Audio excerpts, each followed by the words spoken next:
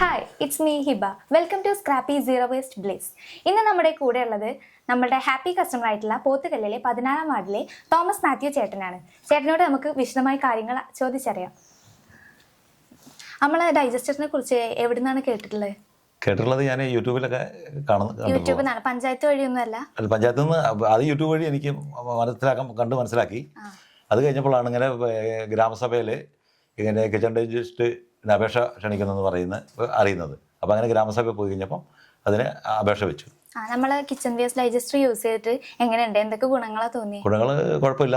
ഞങ്ങൾക്കിപ്പം ഈ വീട്ടിലേക്കുള്ള അത്യാവശ്യം വേസ്റ്റുകൾ, കിച്ചൺ വേസ്റ്റുകളെല്ലാം ഇതിലേക്ക് ഇടാൻ പറ്റുന്നുണ്ട്. ദിവസേന ഉണ്ടാവുന്ന എല്ലാ വേസ്റ്റും ഒരു ആഴ്ചയിൽ 2-3 പ്രാവശ്യമായിട്ടാണ് ഇടുക. വീട്ടിൽ ഇപ്പൊ കക്ക കാര്യങ്ങളൊക്കെ കൊണ്ടുവരുമ്പോ അതിന്റെ തോടൊക്കെ ഇടുന്നുണ്ടോ?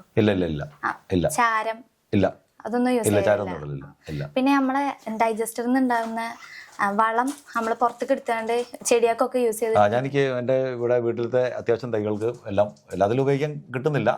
എന്നാലും അത്യാവശ്യം ഉപയോഗിക്കാനുള്ളതെല്ലാം ഉണ്ട്. ഇപ്പോൾ ഒരു പ്രാവശ്യം എല്ലാത്തിനും വളം ഉപയോഗിച്ച് കഴിഞ്ഞു. ഇനോക്കുലം പൗഡർ ഒക്കെ എങ്ങനെ യൂസ് ചെയ്തിട്ടുള്ളത്? ഇനോക്കുലം പൗഡർ ഫസ്റ്റിലേ കിട്ടുന്നത് പഞ്ചായത്തിൽ നിന്ന് കിട്ടിയപ്പം 2 പാക്കറ്റ് 2 കിലോ കിട്ടിയിരുന്നു.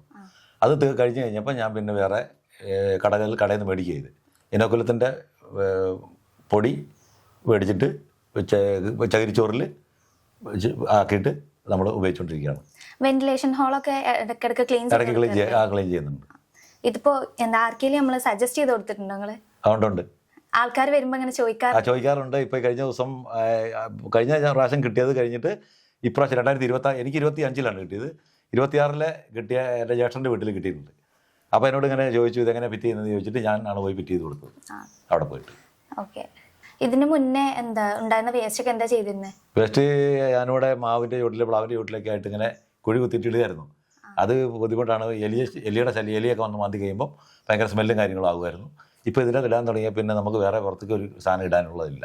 സ്മെല്ലും കാര്യങ്ങളൊന്നും ഇല്ല, കുറച്ച് പോലെ സ്മെല്ലില്ല. യൂസ് ആണ് നമുക്കിപ്പോൾ ഡൈജസ്റ്റർ കൊണ്ടുള്ളത്. അതെ, നല്ല അഭിപ്രായമാണ്.